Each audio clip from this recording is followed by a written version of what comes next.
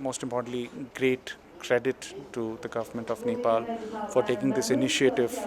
Uh, and I think it speaks of the kind of thinking that is there in the government today.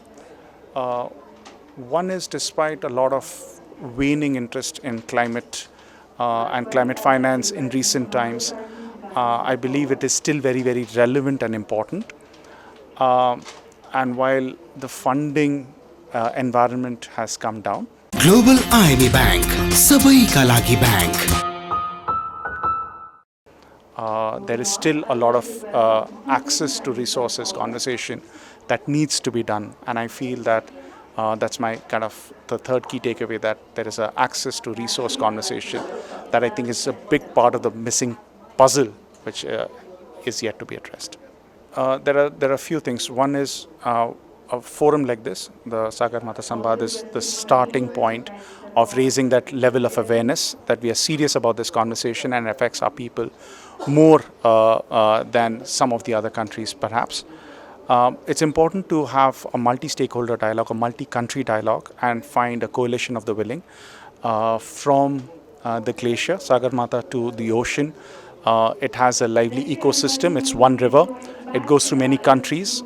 In many cases, it goes through many contexts. We discussed the ocean to small island development states which have similar issues. So that is one.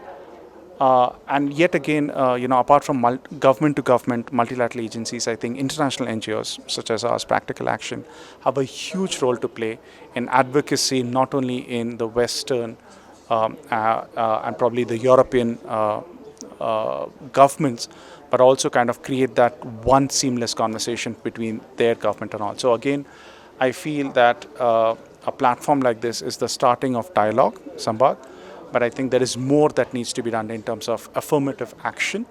And a significant part of that affirmative action, if you want to have hope, and somebody says hope, then hope needs action.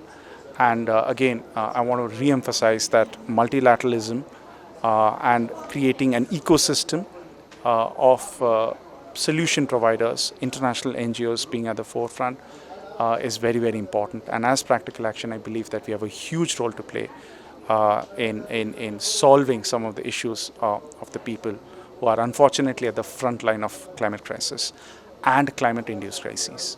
So there are two parts of it. It's a journey. And unfortunately, the speed at which, the pace at which the climate-related disasters are happening is much faster than the responses that we are doing.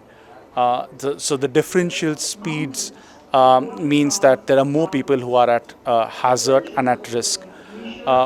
As Practical Action, but also as the community at large with other organizations, many programs, I think we have made a start, early warning system, but it is, to be honest, far from adequate. Resourcing is one consideration. The number of sites, for instance, is there. So we have a proof of concept, but again, we have not been able to scale it as much as we should have liked it to be. Again, it goes back to linking the right kind of finance being available. And the third is Adhunika, modern technology, which we need to start using. I think there is a lot of potential in integrating artificial intelligence, AI, generative components, and using, we heard digital twin, for instance, using other systems of technology, cyber physical systems, CPSs, etc., to kind of create more lasting technologies. So I think there is quite a bit of way to go. It's not quite adequate. We've made a start, but I think there is more work that definitely needs to be done for us to meet this demand supply.